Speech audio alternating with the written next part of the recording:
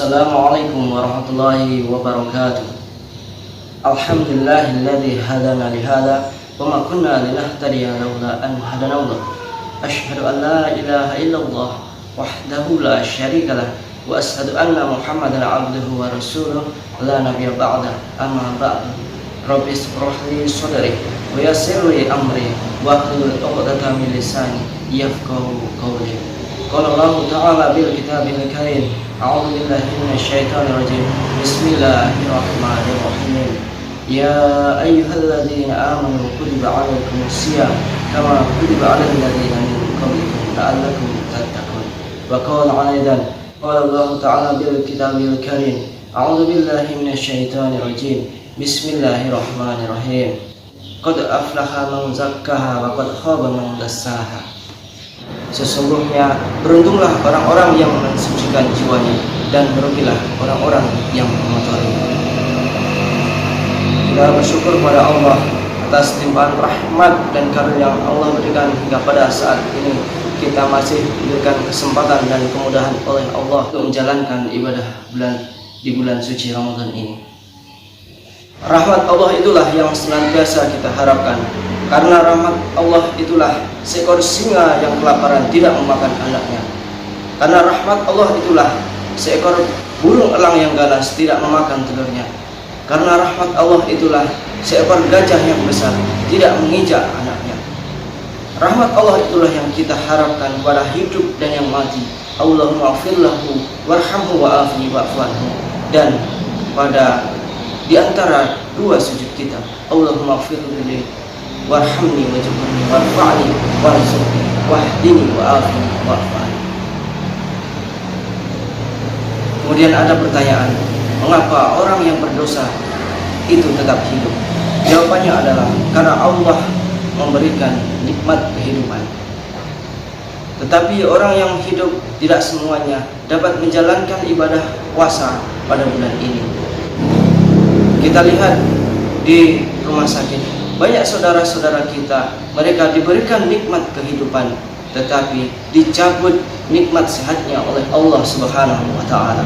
Kemudian kita lihat di jalanan, banyak orang diberikan kehidupan, banyak orang diberikan kesehatan, tetapi mereka juga tidak dapat melaksanakan ibadah di bulan suci Ramadan ini. Apa sebab? Karena Allah telah mencabut nilai iman dan Islam pada dirinya. Kemudian kita hari ini, alhamdulillah, kita masih diberikan nikmat kehidupan oleh Allah. Kita masih diberikan nikmat kesehatan oleh Allah. Kita masih diberikan nikmat iman dan Islam oleh Allah Subhanahu wa Ta'ala. Untuk itu wajib kita bersyukur kepada Allah dengan mengucapkan alhamdulillah. Kemudian selawat serta salam tak lupa Allah senantiasa kita aturkan kepada uswatun hasanah kita. Semoga tersampaikan kepada baginda Nabi besar kita Muhammad sallallahu alaihi wasallam. Semoga kita termasuk dari barisan panjang umat beliau dan kemudian diberikan syafaat yaumil akhir kelak. Amin ya rabbal alamin. Kaum muslimin jamaah yang berbahagia, alhamdulillah, pada tahun ini Allah masih memberikan kesempatan kepada kita untuk dapat bertemu di bulan suci Ramadan ini. Tentu ini peluang atau momen yang harus kita manfaatkan sebaik-baiknya. Setiap tahun orang belum tentu dapat bertemu dengan bulan suci Ramadan, dan tahun ini alhamdulillah kita dapat melaksanakan manisnya ibadah di bulan suci Ramadan ini. Maka harapannya tahun demi tahun Ramadan yang telah kita lalui itu, harapannya keimanan kita selalu meningkat kepada Allah Subhanahu wa Ta'ala. Keimanan inilah yang menyebabkan kita gembira menyambut datangnya bulan suci Ramadan. Kalau datangnya bulan suci Ramadan kita biasa-biasa saja, maka perlu dipertanyakan keimanan kita meningkat atau bahkan menurun. Kaum muslimin yang berbahagia, pada kesempatan kali ini izinkan saya untuk menyampaikan materi ceramah yang berjudul Ma'rifatul Insan. Ma'rifatul Insan terdiri dari dua suku kata, Ma'rifatul dan Insan. Ma'rifatul yang artinya mengenal, dan Insan adalah manusia, sehingga dapat diartikan Ma'rifatul Insan adalah mengenal manusia atau mengenal diri kita sendiri. Kenapa kita perlu mengenal diri kita sendiri? Karena penting. Dengan kita mengenal diri kita sendiri, maka kita tahu bagaimana kita tercipta, apa saja unsur-unsur yang ada dalam manusia itu sendiri, kemudian untuk apa kita diciptakan. Adapun unsur terbentuknya manusia itu diciptakan tersebut dalam surat As-Sajdah ayat 7 sampai dengan 9, yang artinya yang memperindah segala sesuatu yang Dia ciptakan dan yang memulai penciptaan manusia dari tanah. Kemudian Dia menjadikan keturunannya dari saripati air yang hina. Kemudian Dia menyempurnakannya dan meniupkan roh ciptaannya ke dalam tubuhnya, dan Dia menjadikan pendengaran, penglihatan, dan hati bagimu. Tetapi sedikit sekali kamu bersyukur. Inilah awal daripada manusia diciptakan oleh Allah Subhanahu wa taala. Kemudian ada 3 hal unsur yang paling penting Allah menciptakan manusia. Yang pertama adalah qalbu atau hati. Dari hati inilah manusia dapat membedakan hal baik dan yang buruk, hal yang positif atau negatif. Dari hati inilah lahir sebuah tindakan-tindakan manusia. Apabila hati ini bersih, maka instruksi yang ada dalam diri manusia itu pasti akan selalu melakukan kebaikan. Tetapi apabila hati itu kotor, maka instruksi yang ada dalam diri manusia itu pasti adalah keburukan dan mengundang malapetaka. Untuk itu hati sangatlah penting kita jaga. Kemudian yang kedua adalah unsur akal. Dari akal inilah seseorang dapat menilai, seseorang dapat memahami ayat-ayat Al-Quran. Dan apabila akal ini digunakan dengan baik dan benar, maka keimanan dalam diri manusia itu pasti akan meningkat. Kemudian unsur yang ketiga adalah jasad. Jasad inilah yang kita bawa kemana-mana. Dari jasad inilah kita dapat mengetahui bentuk dan rupa manusia. Jasad inilah yang akan dibawa mati ke dalam kubur, dan kemudian jasad inilah tempat disemayamkannya ruh pada manusia itu sendiri. Dan kemudian hanyalah amal yang akan menemani kita untuk menghadap Allah Subhanahu wa taala. Kaum muslimin yang berbahagia. Lalu pertanyaan terakhir, untuk apa manusia diciptakan? Adapun manusia diciptakan oleh Allah itu mempunyai 2 tujuan. Tujuan yang pertama adalah untuk beribadah kepada Allah Subhanahu wa taala. Sebagaimana Allah berfirman dalam surat Az-Zariyat ayat 56. "Wa ma khalaqtal jinna wal insan illa liya'budun."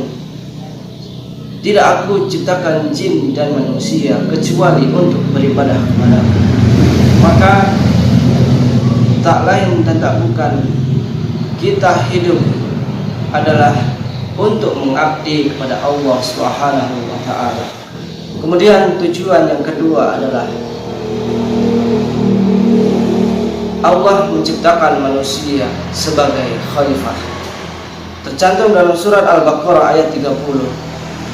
Wa idh qala lil malaikati inni ja'ilun fil ardi khalifah. Maka ingatlah ketika Tuhanmu berfirman kepada para malaikat, Aku hendak menciptakan khalifah di muka bumi. Maka manusia inilah yang dituju oleh Allah untuk menjadi khalifah di muka bumi ini. Maka amanah yang begitu besar inilah yang hendaknya harus senantiasa kita amban dengan sebaik-baiknya dan penuh tanggung jawab.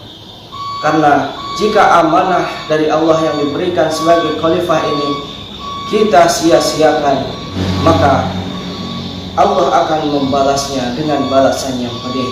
Namun ketika kita emban amanah Allah ini dengan baik, maka Allah akan membalasnya dengan balasan kebahagiaan, yaitu surga ya Allah Subhanahu wa taala. Untuk itu kaum muslimin yang berbahagia, pada kesempatan bulan suci Ramadan ini, kita sebagai manusia, mari kita kenali diri kita sendiri.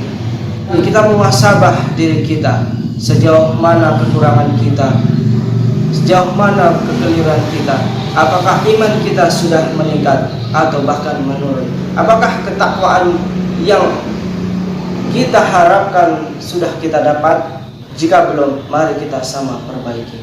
Untuk itu kami mengajak pada kaum muslimin yang berbahagia, inilah momen kesempatan kita manfaatkan sebaik-baiknya. Kita wariskan iman yang ada dalam diri kita ini, kita wariskan kepada anak cucu kita kelak, karena anak cucu kita lah yang akan menjadi generasi masa depan yang akan meneruskan perjuangan bangsa ini, yang akan meneruskan perjuangan agama ini. Mungkin hidup sampai 20, 30 atau 40 tahun yang akan datang. Jika sepeninggal kita tidak wariskan nilai-nilai keimanan dan keislaman kepada anak cucu kita, maka apa yang akan terjadi? Maka kita mengajak, mari kita tingkatkan iman kita kepada Allah Subhanahu wa taala. Di momen inilah momen yang paling tepat untuk kita senantiasa memperbaiki segala amalan ibadah, karena di bulan inilah segala amal dan pahala dilipat gandakan oleh Allah Subhanahu wa taala. Semua yang Allah berikan kepada kita hanyalah sebuah titipan. Titipan itu akan diminta pertanggungjawabannya. Untuk itu, mari gunakan titipan Allah itu dengan sebaik-baiknya. Pangkat, jabatan, kedudukan, anak, istri, harta hanyalah sebuah titipan. Maka gunakan titipan itu dengan sebaik-baiknya, dengan menggunakannya untuk kebaikan, dengan menggunakannya di jalan Allah Subhanahu wa taala. Kaum muslimin berbahagia, pada saatnya kita akan didatangi oleh malaikat Israel.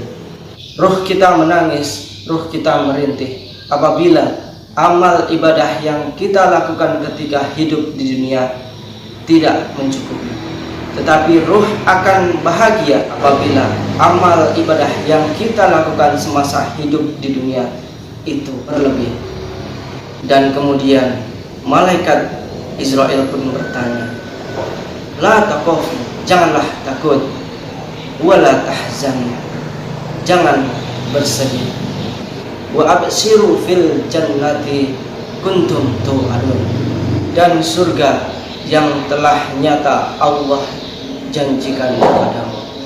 Maka saat itulah dibawa oleh malaikat Israel dengan rasa gembira, dengan rasa bahagia, karena sebab amal ibadah yang kita lakukan semasa hidup di dunia itu tercukupi. Demikian yang dapat kami sampaikan. Al-hakum mi rabbik wa la takunanna minal mumtarin.